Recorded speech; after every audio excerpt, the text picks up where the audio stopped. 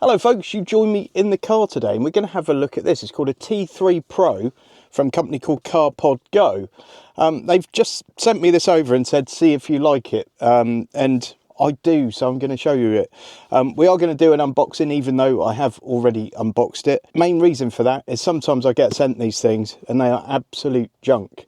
And I'm just not going to do a video with something that's complete and utter rubbish. So you know already this thing's all right. So let's have a look at it now. We're going to pretend I've never unboxed this before. But as you know, I have. So we've got a big screen. And what this screen does is it acts as a display for your Android Auto or Apple CarPlay. It's obviously meant for cars that don't have that functionality built in. Maybe you have a tiny little screen in your car. Maybe you don't have any kind of infotainment. Maybe your car's got Bluetooth, something like that. If so, that's great. And I'll tell you about that in a sec. But essentially, this can make an old car, pretty much any old car on the market, as long as it's got a radio or an auxiliary input or Bluetooth. If it's got one of those things, you can have Apple CarPlay and Android Auto in it. On the back here, we've got, I don't know if you can see those little ports on there, but we've got power input, an audio output, AV in, which is where you connect the optional reversing camera. I'll tell you about that in a sec. A microphone input, in case you want to improve, because obviously this is going to give you hands-free calling as well. So if you want to improve the quality of that, you can plug a microphone into it.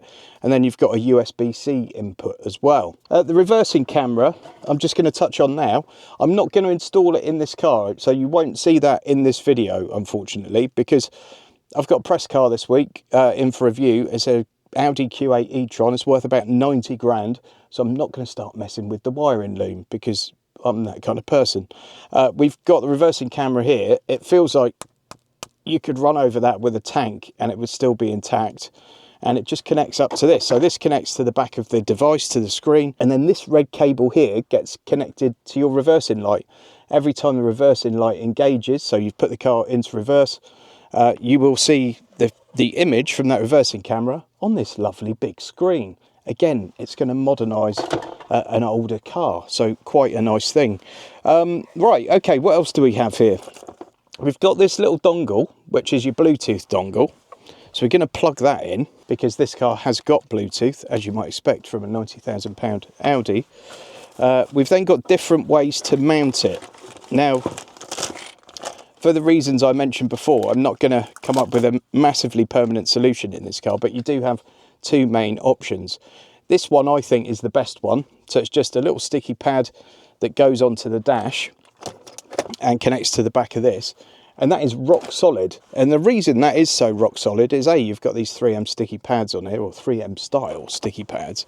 But on the back here, quite often on these kind of screens, they have like sort of little slots to hold the screen onto the bracket. And in time, they get very loose. And most people end up super gluing them on. What this one's got is an unbelievably strong magnet, and that's how strong it is.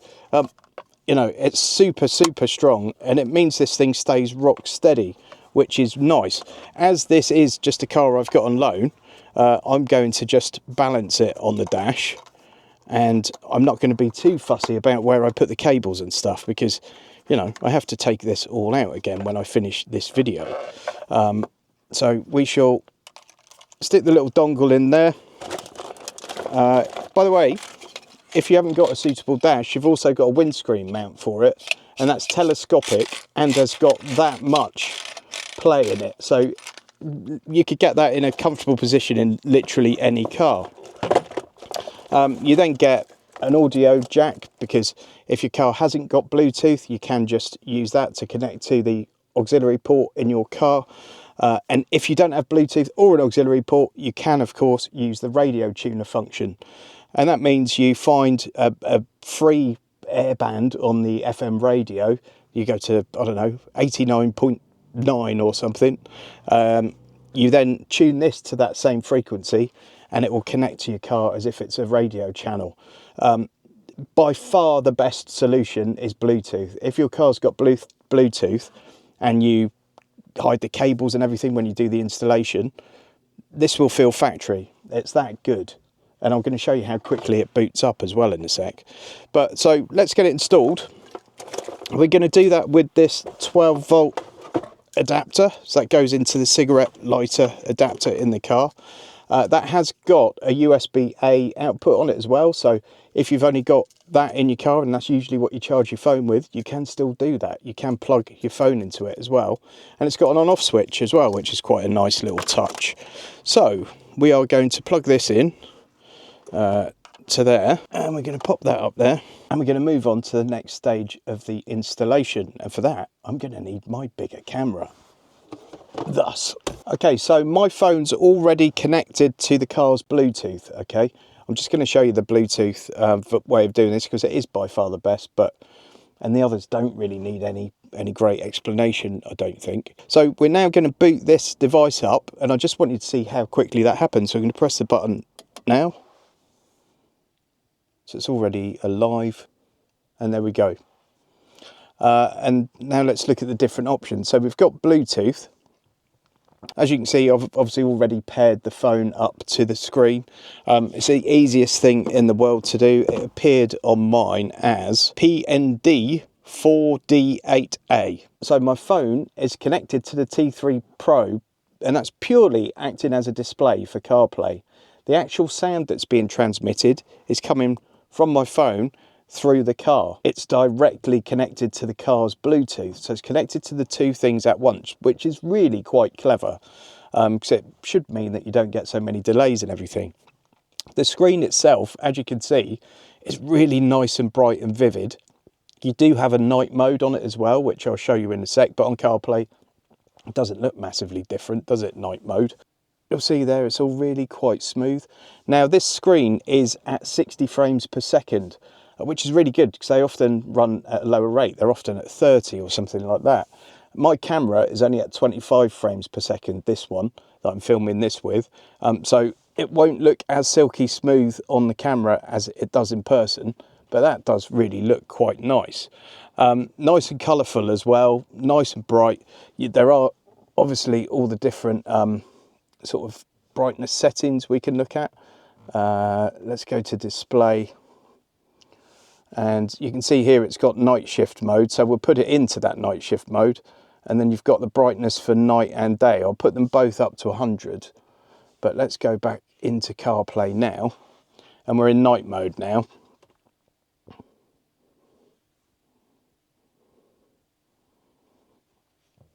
So that's maps in night mode, and you can see how that's really quite nice and responsive. It's actually a lot better than the responsiveness in a lot of built-in units in commercially available cars. So let's go back into day mode and maps, and you can see what maps looks like in day mode. Yeah, so all good. That's actually too bright, which it's good that you can get it to a setting which is too bright, is it not? You're never going to lose this in a load of sunlight anyway. You're still going to be able to see it really comfortably. Probably about 70 is, let's have a look. Yeah, about 70 is good. Now I can't play any music through this because of copyright issues, but what I can play you is a bit of the Charging Status podcast, which is a podcast all about electric cars. And I can play you that because I'm one of the co-hosts on it, and me and Alex have got the copyright for that material. So this is just going to come through the car. Looks like OLED. Everything about that, apart from the lack of buttons, it was just exquisite. So as you can see, sound quality is perfect, exactly the same as it would be if you were playing something via Bluetooth audio in your car, because all you're doing is playing something via Bluetooth audio in your car. That is acting purely as a display. Okay. You can obviously use this for Android Auto as well. As I stated before, I don't have an Android device, so I can't show you that, but the button is there for Android Auto. You've got your Bluetooth settings there.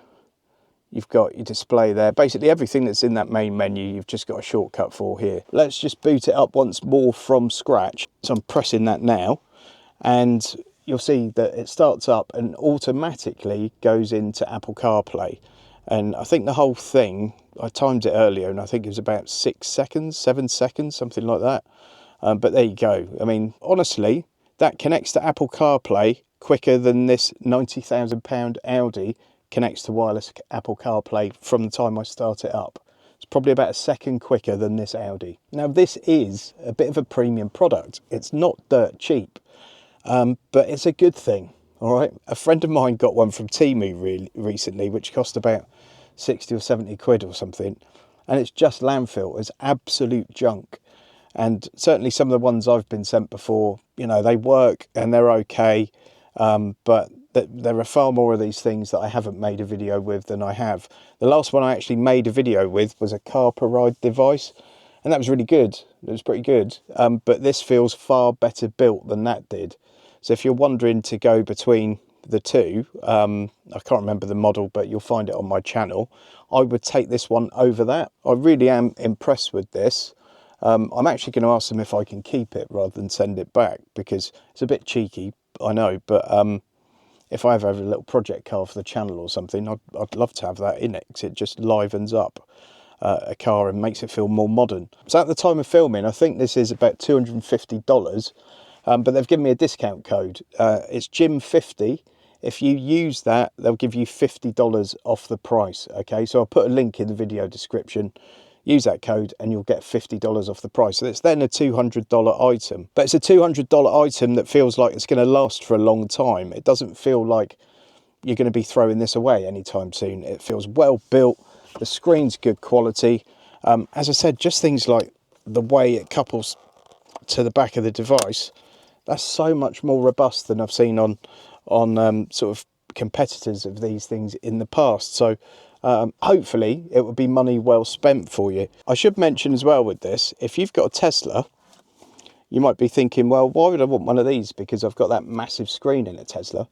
But you don't have Apple CarPlay or Android Auto, and lots of people like Apple CarPlay and Android Auto. It's as simple as that. There is a specific version for Tesla, and I believe there's just a few changes to the wiring to make it easier to use with your Tesla Model Y or Model 3. So I think it's the same price, to be honest. So check that out. But if you want this for any other car, go for this one. I will just show you the audio outputs on there. I don't know how well you can see it, but you've got dual Bluetooth, which it says display only, which is how I've done it. As I said, the phone's connected to this as a display and to the car for the audio. But then you've also got FM, where you just tune in your channel. Look, it comes up 87.5. You just select a free frequency where you are. I've just unplugged it, which was clever of me. You've also got that auxiliary option, which is where you plug in the cable, and then it has got a built-in speaker as well. But the built-in speaker, I just wouldn't consider using. There's just no need to. The other options are much better. The built-in speaker is fairly weak. Let's just play a bit of something on that to give you an idea. And it's also got that... you know, there's just no need to use that at all, really, because the other options are all really good. So yeah, I can highly recommend this to you, really. I think it's a really nice piece of kit. Certainly of these kind of devices that I've tested in the past, I'm most impressed by this one. I think this is the best one I've tried to date. I certainly haven't tried all of them that are out there, but I've tried quite a few, and I've tried some of the bigger branded ones. This is a very nice piece of kit. Strongly recommend it. And if you want $50 off, use that code 𝚼𝙁𝙆𝙎 and it shall be yours. Now, what I would be inclined to do with this, if I had it as a permanent fit in my car, is make it look as factory as possible. And I would do that by getting this hardwired in. You speak to an auto electrician if you're not sure what to do, but you can often find like an empty fuse port or something and hardwire this into the car, so that when you turn on the car, it just turns on, and you can hide the cables then. With this installation point, you can make this so firm, and because it sits like this, you can really hide it nicely on the dash. It can just sit on the front of the dash and look like many a modern car that has sort of an iPad type thing sticking out of the dash. You can then also get a microphone discreetly placed so that you've got the full quality of hands-free calling on here, and of course get that reversing camera wired in as well. Now, if you're quite handy with car wiring and car electrics, you could do that yourself. If not, you know, an auto electrician should be able to do all that for you within an hour or two. It's not going to cost you the earth to do, and then your car suddenly feels like it's from this decade. This will really modernise a lot of old cars and bring you a lot more functionality, and hopefully is a bit safer and more convenient than whatever you're using at the moment. I hope you've enjoyed that one, folks. It's not my usual kind of content. I occasionally get to review something like this. I've actually got a couple of dash cams to do in the next few weeks as well, so you might get a few more car tech videos coming up. Let me know if you enjoy them or not, won't you? Because it might help me decide whether to do more or less of them in future. Please give the video a thumbs up, please leave a comment, please subscribe to the channel, and please come back for more. Catch you on the next one.